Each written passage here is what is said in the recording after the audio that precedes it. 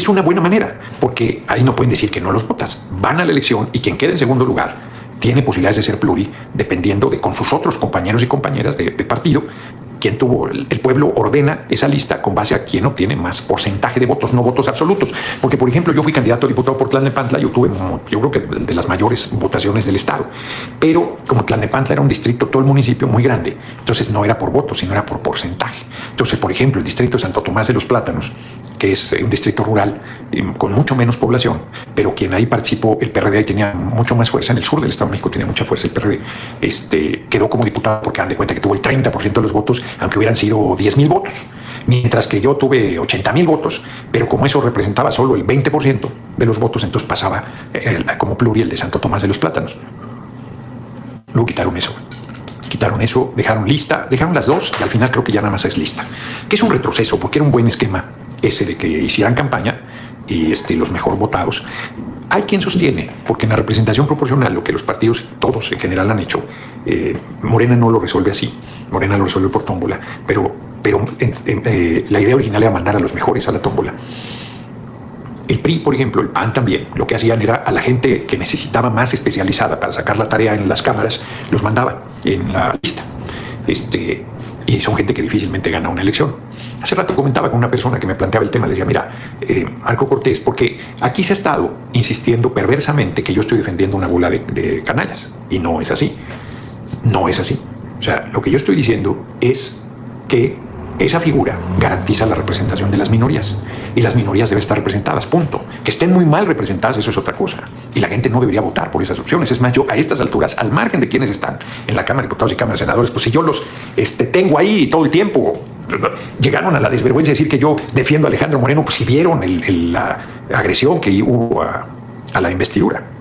A la investidura, fíjense otra vez, a propósito de la persona y la investidura, es que tú, a ver, como persona, pues me paro y nos jaloneamos ahí, nos agarramos a moquetes.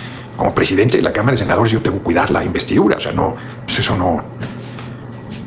Es más, cualquier legislador se puede agarrar a trompadas, pero la presidencia de la Cámara de Diputados y Cámara de Senadores, pues tienes que cuidar la investidura, ciertamente. Entonces, ¿qué estoy defendiendo, por favor? ¿A dónde voy?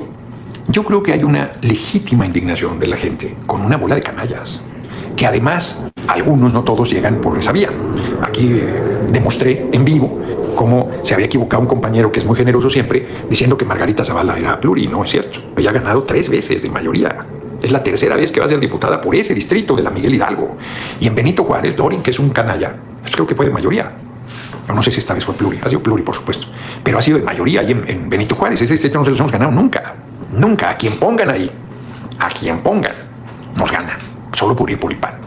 Así como hay lugares donde Morena es tan poderoso que a quien ponga gana. O sea, de ese tamaño. Que el respaldo es tan poderoso que no tiene importancia. Entonces yo creo que hay una justa indignación contra personajes siniestros que quisiéramos que no estuvieran en la vida pública y en la política. Y hay quien cree de buena fe que quitando esa figura van a desaparecer. No es así, se equivocan. Ahí van a seguir. Pero yo también he insistido, hoy volví a tocarlo solo por esta reflexión que estoy apuntando, que ya veremos cómo viene la iniciativa y la discutiremos en base a lo que planteé. Todo lo demás es especulación. Bueno, fíjense, justo como es un régimen parlamentario, el de Canadá, como el de muchos países de Europa, el líder de un partido, que es el caso de Trudeau, encabeza la lista del Congreso de parlamentarios. O sea, no votas solo por él, votas por la lista que él encabeza de su partido. Y si su partido gana, él se convierte en jefe de gobierno, se convierte en líder de la nación. Él hoy renuncia a 2 cargos, a presidente de su partido, porque al ser presidente del partido, pues se perfila para el gobierno por el tipo de sistema político. ¿Por qué hicieron ese sistema político en Canadá? Acá mucha gente, Porfirio Muñoz Ledo, los sepultureros del PRD, los chuchos, planteaban un régimen parlamentario, o semiparlamentario. Querían debilitar a la presidencia. Ahí el compañero presidente siempre estuvo en contra, y yo también. Somos un régimen presidencialista. Y una figura fuerte de presidente, a mí me parece que es muy importante, por nuestra historia, por nuestras características, por nuestra visión. O sea, y hay quien plantea la desaparición o sea, ya eso se ha ido perdiendo, pero en algún momento, desesperados porque no se abría camino, porque no se veía que pudiera sacar al PRI del gobierno, porque se avanzaba con mucha lentitud, porque se dio un avance en la parte parlamentaria, no en la presidencia. En 1997 se tuvo mayoría en la Cámara de Diputados. Porfirio Muñoz Ledo presidió la Cámara y fue el primer líder opositor en recibir el informe del entonces presidente Zedillo. Entonces, bajo ese esquema y con las experiencias europeas, decían, vamos haciendo un régimen parlamentario. Yo decía, nada, va a ser reproducirse lo del PRD, las cuotas, no, el alejamiento de la gente. Un presidente, una presidenta, hace una campaña con la carga sobre sus hombros de la responsabilidad y sobre sus hombros encabeza el gobierno, forma un equipo, un régimen parlamentario. Todo el gobierno deben ser parlamentarios, todos. No puede ser nadie que no haya sido elegido por el voto del pueblo. O sea, el primer ministro, en este caso Trudeau, elige a gente de su partido y puede hacer coalición con otros partidos, inclusive de oposición, para alcanzar la mayoría y tener estabilidad en el Congreso. Puede hacer coaliciones parlamentarias y puede invitar siempre que sean parlamentarias, personas parlamentarias. Si no lo son, no pueden ser parte del gobierno. Pero están intrigando, porque ya se les va a acabar eso además, porque empieza el año y empieza muy duro, y van a salir temas muy fuertes. Bueno, pues el 20 de enero llega Donald Trump. Hoy el Congreso de Estados Unidos ya declaró, nada menos que en la voz de la vicepresidenta, que es quien preside el Senado, Kamala Harris, la legalidad del triunfo de Donald Trump, justo hoy, que tomará protesta el 20 de enero. Entonces, volviendo, Trudeau renuncia a las dos cosas, a primer ministro y al liderazgo de su partido, porque es el liderazgo de su partido el que lo hace encabezar la lista y el que lo lleva, o no, porque puede ser el líder de la oposición si no gana su partido mayoría de posiciones en el Parlamento. Una crisis fuerte derivado de errores gravísimos en comparación con la compañera presidenta, que se plantó firme, que plantea el respaldo del pueblo, que el domingo lo va a refrendar aquí en el Zócalo. Bueno, pues ahí está la diferencia entre una y otra posición. Quien tiene el respaldo del pueblo, quien tiene su reconocimiento, quien está actuando con patriotismo, con respeto, exigiendo respeto a la independencia y a la soberanía, y quien fue ahí de lacayo a pedir clemencia, y Trump lo hizo pedazos con sus maneras que tiene, que son terribles. O sea, con Trump te tienes que plantar bien. Yo nunca había sido pluri, ahora es la primera vez que soy, y no me interesa la reelección, ni me interesa en lo personal la permanencia de esa figura. Yo estoy pensando en la democracia en el país. Estoy pensando en lo que es bueno para el país, no para nuestra conveniencia. Porque en algún momento no lo vamos a ver nosotros. En algún momento se volverá a hacer oposición. Décadas pasarán antes que eso suceda. Y entonces tú tienes que construir un país de respeto a todos. Tú no debes, ahora sí, como dice el refrán, tú no dices de esta agua no de beber. Y si es así, déjala correr. Tienes que ser muy sereno, muy serio, muy respetuoso de todas las formas de pensamiento. Yo he sido duro en el revire porque han sido muy majaderos algunos. Pero insisto, hay una justa indignación contra políticos que representan la traición, la corrupción, el remate del patrimonio. Se los he dicho en su cara, no se los he mandado decir. No les he dicho quiero desaparecerlos, no, los he combatido con toda firmeza. Los he hecho pedazos en el debate siendo minoría. No ahora, siendo minoría, a contracorriente, incomprendido, con una voz solitaria. Bueno, otra vez, a García Luna.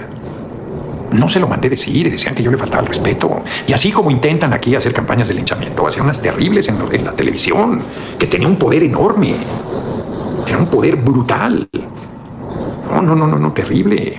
Les he dicho un día, ahí caminando por Palma, un hombre del norte, así, típico del norte, sombrerudo, alto, grande, así, que te deshace la mano el saludo. Usted me caía en la punta de los huevos, me dijo. Solo de oírlo. Usted tenía razón, me avergüenzo. Le pido una disculpa. Qué bonito fue ese comentario.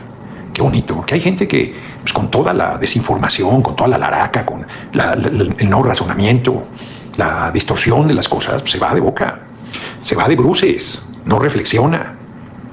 Y yo, pues, siempre me he planteado el tema de reflexionar y de, pues, no será ni la primera ni la última que vaya contracorriente. Pero insisto, ese tema hasta septiembre se verá.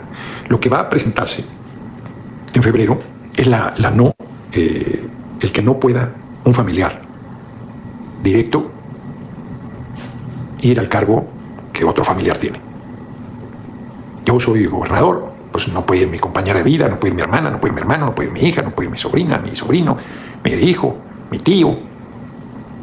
No, eso no es nepotismo, porque no es, o sea, vas a una elección, pero con las estructuras de poder que se crean, pues ya lo vimos con los Moreira, que es el caso de que un hermano le dejó al hermano. Entonces hay la idea de presentar una reforma en febrero en esa materia por parte de la compañera presidenta, ya lo ha comentado. La reforma electoral de fondo irá hasta septiembre. Requiere de un gran debate interno de Morena, PT, del PT, del Verde, de Morena, PT, del Verde y del Movimiento. Porque la unidad se tiene que cuidar. La unidad se tiene que cuidar. Y no puede ser así de... La unidad no la construyes, no la impones. Tienes que... Les comenté aquí que había la intención, no de la compañera presidenta, de parte del movimiento, de alguien, de poner más altos los requisitos para nuevos partidos. Aquí muchos estarían de acuerdo. Ya no queremos más partidos, ni se enteran que si son 1,000 o es uno, el gasto es el mismo. Lo que tienes que modificar en la Constitución es el dinero que les das, reducirlo. Mientras no lo reduzcas, no importa si son 1,000, si son 100,000, si son 1,000,000 de partidos, el presupuesto es el mismo. Se reparte entre 1 o entre 1,000,000 el mismo presupuesto y está determinado en la Constitución. Ahí tienes que hacer una reforma constitucional para disminuirlo. Pero hay quien no lo sabe y entonces se le va el hígado y no, más partidos no. Y la verdad es que pues ya hay gente que apoya, ¿no?, la formación de un nuevo partido con los requisitos que hay, pues se debe respetar. Y alguien quería poner requisitos más altos. Bueno, aquí, por ejemplo, dice Guadalupe Bustillos, la presidenta Claudia Sheinbaum Pardo, en campaña dijo desaparecer los pluris y buscar un mecanismo para la representación de las minorías que deben hacer campaña y reducir de 500 a 300 diputados. Te digo, Guadalupe Bustillos, el compañero presidente propuso 300, todos pluris. No sé qué va a proponer la compañera presidenta Claudia Sheinbaum Pardo, ya lo veremos. No hay en este momento una iniciativa a discusión. Para que ya le paremos al tema, no hay una iniciativa a discusión. Yo propongo que después vayan a una lista donde podamos votar por ellos y queden los que saquen más votos. Por ejemplo, Uruguay, no como ahora, exacto. Por ejemplo, Uruguay no solo votas por los que están en la lista directo, sino tú la ordenas. Por ejemplo, el PRI pone a Alejandro Moreno en primer lugar y los del PRI dicen, ese no, queremos que encabece tal. Y entonces, con su voto deciden cómo se ordena la lista del PRI, del PAN, de Morena, del PT, o sea, lo que en Uruguay. Es un sistema que yo nunca lo he estudiado, pero en el PRD, cuando el PRD valía la pena, se insistía mucho en ese sistema de listas abiertas, le llaman. Lista cerrada esa es la lista, por esos votas y se acabó. Y dependiendo de los votos entra el número de legisladores de la lista. Listas abiertas, tú votas por los candidatos de la lista. Y el que tiene más votos va en primero, el que tiene el siguiente en segundo. O sea, ordenas la lista, eso es listas abiertas. Hay muchas opciones.